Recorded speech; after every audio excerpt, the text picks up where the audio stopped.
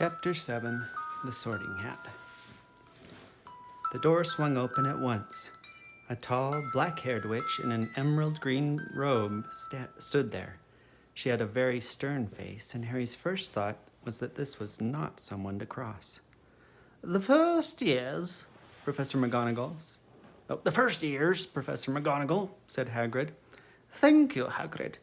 I will take them from here. She pulled the door wide.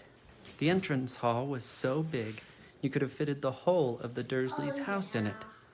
The stone walls were lit with flaming torches like the ones at Gringotts. The ceiling was too high to make out, and a magnificent marble staircase facing them led to the upper floors. They followed Professor McGonagall across the flagged stone floor. Harry could hear the drone of hundreds of voices from a doorway to the right. The rest of the school must already be here. But Professor McGonagall showed the first years into a small empty chamber off the hall. They crowded in, standing rather closer together than they would usually have done, peering about nervously. Welcome to Hogwarts, said Professor McGonagall. The start of term banquet will begin shortly. But before you take your seats in the Great Hall, you will be sorted into your houses. The sorting is a very important ceremony because while you are here, your house will be something like your family within Hogwarts. You will have classes with the rest of your house, sleep in your house dormitory, and spend free time with in your house common room. The 4 houses are called Gryffindor, Hufflepuff, Ravenclaw, and Slytherin. Each house has its own noble history and has each produced outstanding witches and wizards. While you are at Hogwarts, your triumphs will earn you house points, while any rule breaking will lose house points. At the end of the year, the house with the most points is awarded the House Cup, a great honor. I hope each of you will be a credit to whichever house becomes yours. The sorting ceremony will take place in a few minutes in front of the rest of the school. I suggest you all smarten yourselves up as much as you can while you're waiting. Her eyes lingered for a moment on Neville's cloak, which was fastened under his left ear, and on Ron's smudged nose. Harry nervously tried to flatten his hair. I shall return when we are ready for you, said Professor McGonagall. Please, wait quietly. She left the chamber. Harry swallowed. How exactly do they sort us into houses? He asked Ron. Some sort of test, I think. Fred said it hurts a lot, but I think he was joking. Harry's heart gave a horrible jolt. A test? In front of the whole school? But he didn't know any magic yet. What on earth would he have to do? He hadn't expected something like this the moment they arrived. He looked around anxiously and saw that everyone else looked terrified too. No one was talking much except Hermione Granger, who was whispering very fast about all the spells she'd learnt and wondering which one she'd need. Harry tried hard not to listen to her. He'd never been more nervous. Never. Not even when he had to take a school report home to the Dursleys, saying that he'd somehow turned his teacher's wig blue. He kept his eyes fixed on the door. Any second now, Professor McGonagall would come back and lead him to his doom. Then something happened which made him jump about 4 feet in the air. Several people behind him screamed. What the? He gasped. So did the people around him. About 20 ghosts had just streamed through the back wall. Pearly white and slightly transparent, they glided across the room, talking to each other and hardly glancing at the first years. They seemed to be arguing. What looked like a fat little monk was saying, "Forgive and forget, I say. We ought to give him a second chance." My dear Friar, haven't we already given Peeves all the chances he deserves? He gives us all a bad name, you know. He's not really even a ghost, I say. I say, what are all of you doing here? A ghost wearing a ruff and tights had suddenly noticed the first years. Nobody answered. New students, said the fat friar, smiling around at them. About to be sorted, I suppose? A few people nodded mutely. Hope to see you in Hufflepuff, said the friar. My old house, you know. Move along now, said a sharp voice. The sorting ceremony is about to start. Professor McGonagall had returned. One by one, the ghosts floated away through the opposite wall. Now, form a line, Professor McGonagall told the first years, and follow me. Feeling oddly as though his legs had turned to lead, Harry got into line behind a boy with sandy hair, and Ron behind him, and they walked out of the chamber. Back across the hall and through a pair of double doors into the great hall. Harry had never even imagined such a strange and splendid place. It was lit by thousands and thousands of candles, which were floating in midair over 4 long tables, where the rest of the students were sitting. These tables were laid with glittering golden plates and goblets. At the top of the hall was another long table where the teachers were sitting. Professor McGonagall led the first years up here, so that they came to a halt in a line facing the other students, with the teachers behind them. The hundreds of faces staring at them looked like pale lanterns in the flickering candlelight. Dotted here and there among the students, the ghosts shone misty silver. Mainly to avoid all the staring eyes, Harry looked upwards and saw a velvety black ceiling dotted with stars. He heard Hermione whisper, It's bewitched to look like the sky outside. I read about it in Hogwarts, a history.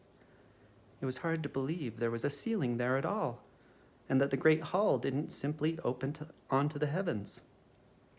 Harry quickly looked down again, and as Professor McGonagall silently placed a 4-legged stool in front of the first years. On top of the stool, she put a pointed wizard's hat.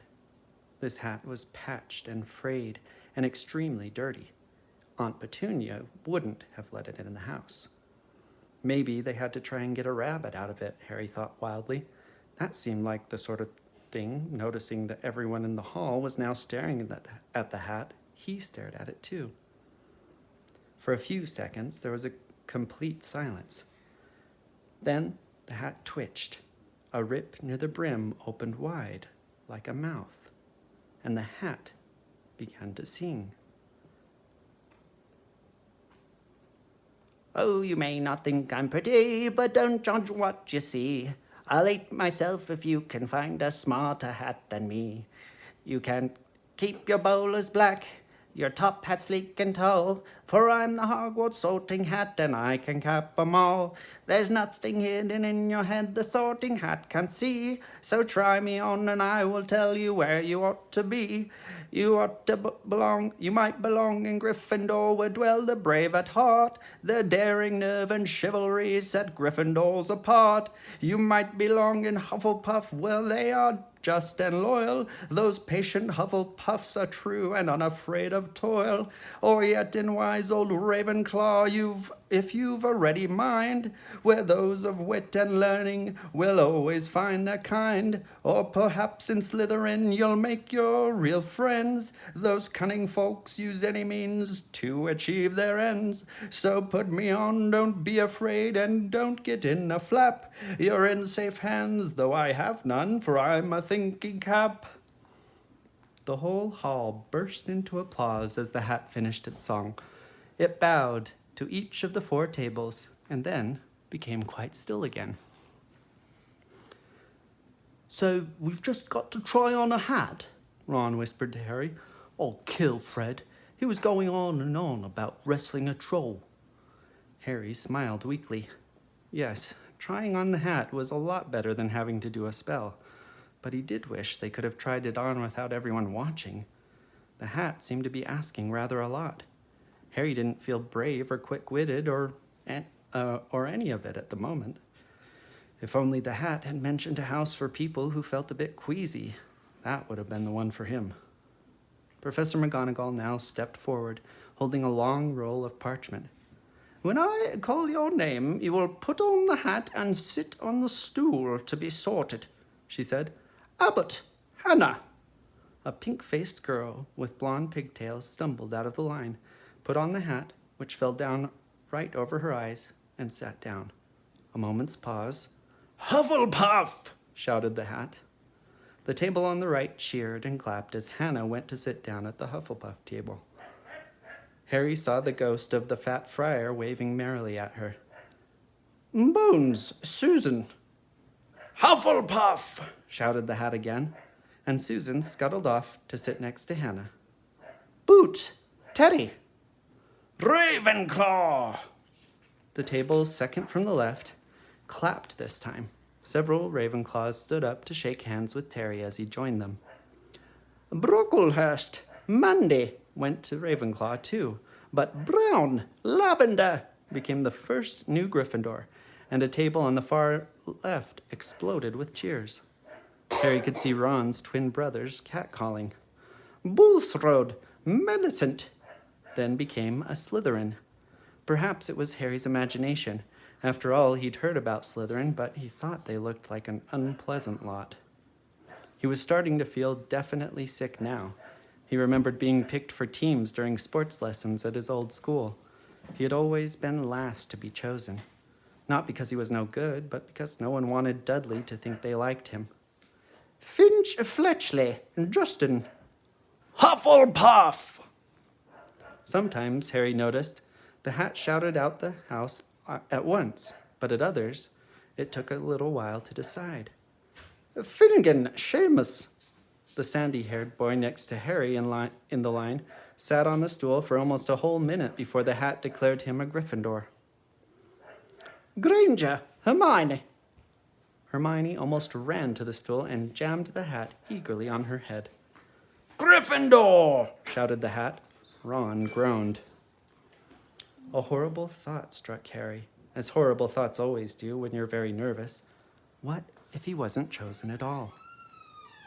What if he just sat there with the hat over his eyes for ages until Professor McGonagall jerked it off his head and said that there had obviously been a mistake and that he'd better get back on the train again? When Neville Longbottom, the boy who kept losing his toad, was called, he fell over on his way to the stool. The hat took a long time to decide with Neville. When it finally shouted, Gryffindor! Neville ran off, still wearing it, and had to jog back amid gales of laughter to give it to McDougal, Morag. Malfoy swaggered forward when his name was called and got his wish at once. The hat had barely touched his head when it screamed, Slytherin! Malfoy went to join his friends Crabbe and Goyle, looking pleased with himself. There weren't many people left now. Moon, Not, Parkinson. Then a pair of twin girls, Patil and Patil. then, Perks, Sally Ann. and then at last, Potter, Harry. as Harry stepped forward, whispers suddenly broke out like little hissing fires all over the hall. Potter, did she say? The Harry Potter? The last thing Harry saw before the hat dropped over his eyes was the hall full of people craning to get a good look at him. Next second, he was looking at the black inside of the hat. He waited. Said a small voice in his ear. Difficult, very difficult. Plenty of courage, I see. Not a bad mind either. There's talent, oh my goodness, yes. And a nice thirst to prove yourself. Now that's interesting. So where shall I put you? Harry gripped the edges of the stool and thought, Not Slytherin, not Slytherin. Not Slytherin, eh? Said the small voice. Are you sure? You could be great, you know. It's all here in your head. And Slytherin will help you on the way to greatness, no doubt about that. No? Well, if you're sure, better be Gryffindor! Harry heard the hat shout the last word to the whole hall. He took off the hat and walked shakily towards the Gryffindor table. He was so relieved to have been chosen and not put in Slytherin, he hardly noticed that he was getting the loudest cheer yet. Percy, the prefect, got up and shook his hand vigorously, while the Weasley twins yelled, "We got Potter! We got Potter!" Harry sat down opposite the ghost in the rough he'd seen earlier. The ghost patted his arm, giving Harry the sudden horrible feeling it had just been plunged into a bucket of ice-cold water. He could see the high table properly now. At the end nearest him sat Hagrid, who caught his eye and gave him the thumbs up. Harry grinned back, and there, in the center of the high table, in a large gold chair, sat Albus Dumbledore. Harry recognized him at once from the card he'd gotten out of the chocolate frog on the train. Dumbledore's silver hair was the only thing in the whole hall that shone as brightly as the ghosts. Harry spotted Professor Quirrell, too, the nervous young man from the Leaky Cauldron. He was looking very peculiar in a large purple turban. And now there were only 3 people left to be sorted. Turpin, Lisa. Became a Ravenclaw, and then it was Ron's turn. He was pale green by now. Harry crossed his fingers under the table, and a second later the hat had shouted, Gryffindor! Harry clapped loudly with the rest as Ron collapsed into the chair beside him. Well done, Ron. Excellent. Said Percy Weasley pompously across Harry as Zabini, Blaze. was made a Slytherin. Professor McGonagall rolled up her scroll and took the sorting hat away. Harry looked down at his empty gold plate. He had only just realized how hungry he was. The pumpkin pasties seemed ages ago. Albus Dumbledore had got to his feet. He was beaming at the students, his arms opened wide, as if nothing could have pleased him more than to see them all there. Welcome, he said. Welcome to a new year at Hogwarts. Before we begin our banquet, I would like to say a few words. And here they are. Nitwit, Blubber, Oddment, Tweak. Thank you. He sat back down. Everybody clapped and cheered. Harry didn't know whether to laugh or not. Is he a bit mad? He asked Percy uncertainly. Mad? Said Percy airily. He's a genius. Best wizard in the world. But he is a bit mad, yes. Potatoes, Harry. Harry's mouth fell open. The dishes in front of him were now piled with food. He had never seen so many things that he liked to eat at one table. Roast beef, roast chicken, pork chops and lamb chops, sausages, bacon and steak, boiled potatoes, roast potatoes, chips, Yorkshire pudding, peas, carrots, gravy, ketchup, and, for some strange reason, mint humbugs. The Dursleys had never exactly starved Harry, but he'd never been allowed to eat as much as he liked. Dudley had always taken anything that Harry really wanted, even if it made him sick. Harry piled his plate with a bit of everything except the humbugs and began to eat it. It was all delicious. That does look good, said the ghost in the ruff sadly, watching Harry cut up his steak. Can't you? I haven't eaten for nearly 500 years, said the ghost. And I don't need to, of course, but one does miss it. I don't think I've introduced myself. Sir Nicholas Mimsy Porpington, at your service, resident ghost of Gryffindor Tower. I know who you are, said Ron suddenly. My brother's told me about you. You're nearly headless Nick. I would prefer you call me Sir Nicholas de Mimsy, The ghost began stiffly, but sandy-haired Seamus Finnegan interrupted. Nearly headless? How can you be nearly headless? Sir Nicholas looked extremely miffed, as if their little chat wasn't going at all the way he wanted. I like this, he said irritably. He seized his left ear and pulled. His whole head swung off his neck and fell onto his shoulder as if it was on a hinge. Someone had obviously tried to behead him, but had not done it properly. Looking pleased at the stunned look on their faces, nearly headless Nick flipped his head back onto his neck, coughed, and said, So, new Gryffindors, I hope you're going to help us win the house championship this year. Gryffindor have never gone so long without winning. Slytherin have got the cup 6 years in a row. The bloody Baron's becoming almost unbearable. He's the Slytherin ghost. Harry looked over at the Slytherin table and saw a horrible ghost sitting there, with blank staring eyes, a gaunt face, and robes stained with silver blood. He was right next to Malfoy, who, Harry was pleased to see, didn't look too pleased with the seating arrangements. How did he get covered in blood? asked Seamus with great interest. I've never asked, said Nearly Headless Nick delicately. When everyone had eaten as much as they could, the remains of the food faded from the plates, leaving them sparkling clean as before. A moment later, puddings appeared. Blocks of ice cream in every flavor you could think of. Apple, pies, treacle tarts, chocolate eclairs, and jam donuts, trifle, strawberries, jelly, rice pudding. As Harry helped himself to a treacle tart, the talk turned to their families. I'm half and half, said Seamus. Me dad's a muggle. Mam didn't tell him she was a witch till after they were married. Bit of a nasty shock for him. The others laughed. What about you, Neville? Said Ron. Well, my gran brought me up and she's a witch, said Neville. But my family thought I was all muggle for ages. My great-uncle Algy kept trying to catch me off guard and force some magic out of me. He pushed me off the end of the Blackpool Pier once. I nearly drowned, but nothing happened until after I was 8. Great-uncle Algy came round for tea and he was hanging me out of an upstairs window by the ankles when my great-auntie Enid offered him a meringue and he accidentally let go. But I bounced all the way down the garden and into the road. They were really pleased. Gran was crying. She was so happy. And you should have seen the faces when I got in here. They thought I might not be magic enough to come, you know. Great-uncle Algy was so pleased he bought me my toad. On Harry's other side, Percy Weasley and Hermione were talking about lessons. I do hope they start straight away. There's so much to learn. I'm particularly interested in transfiguration, you know, turning something into something else. Of course, it's supposed to be very difficult.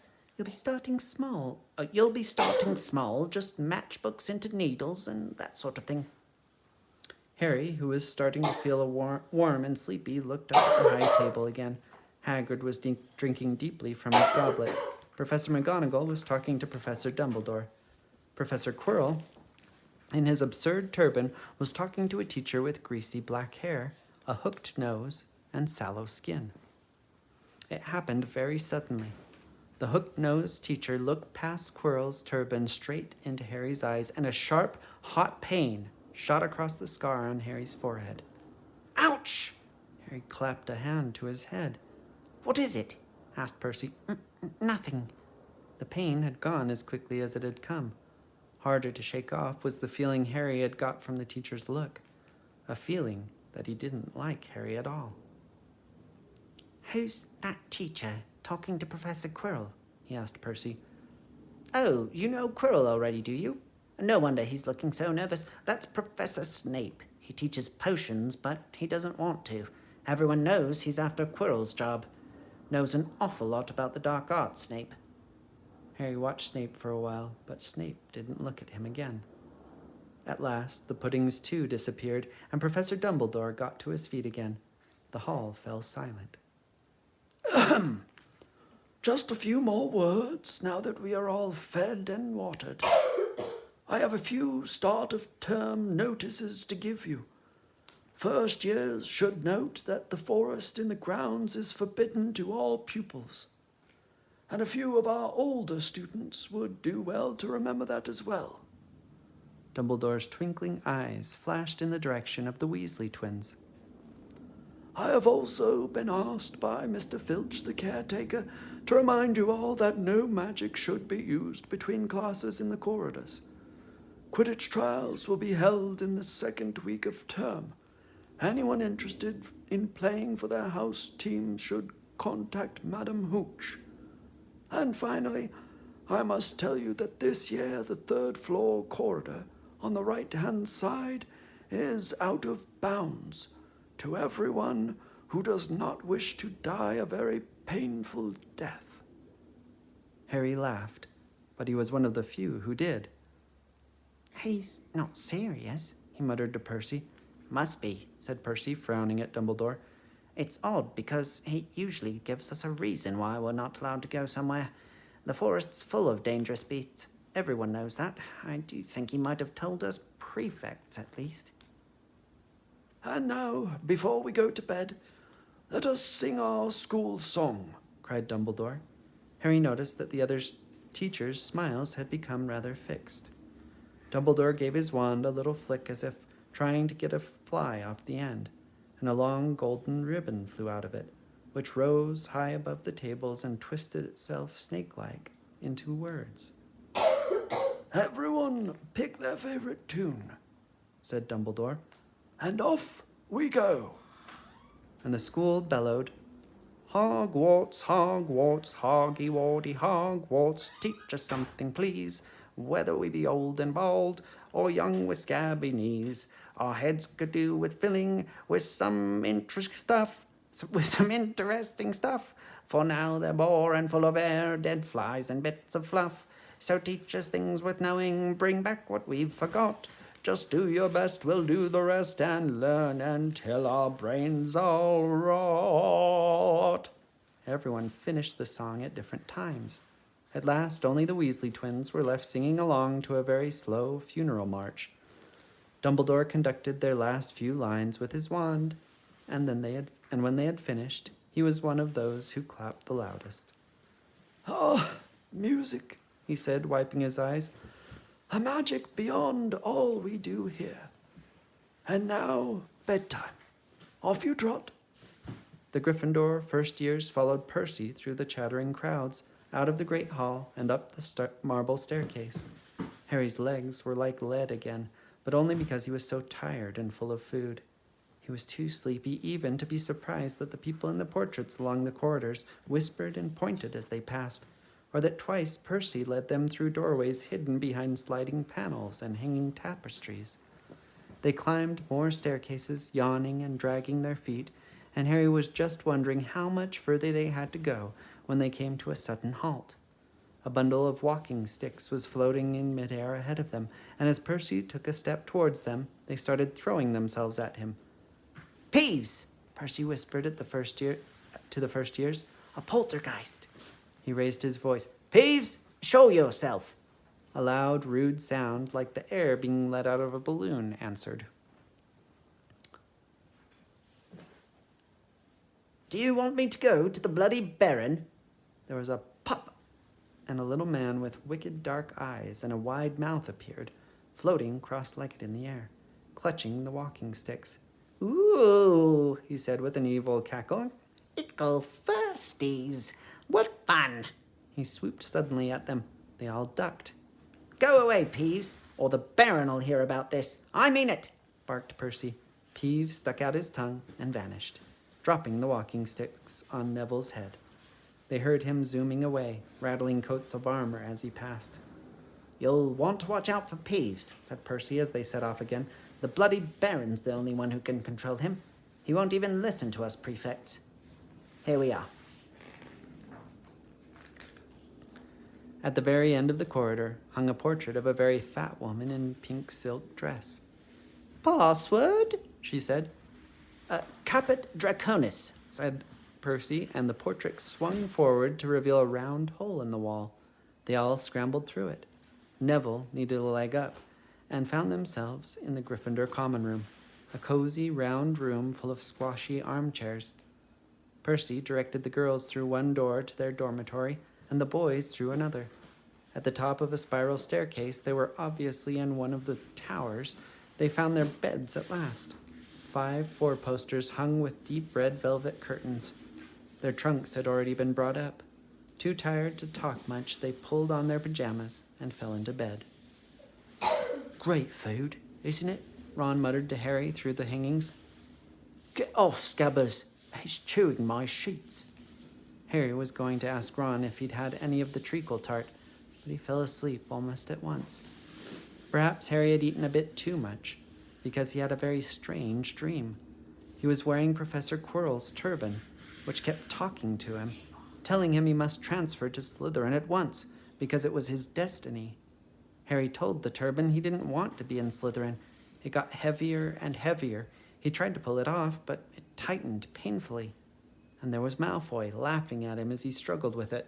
Then Malfoy turned into the hook-nosed teacher, Snape, whose laugh became high and cold. There was a burst of green light, and Harry woke, sweating and shaking. He rolled over and fell asleep again. And when he woke next day, he didn't remember the dream at all. Next is Chapter 8, Potions Master.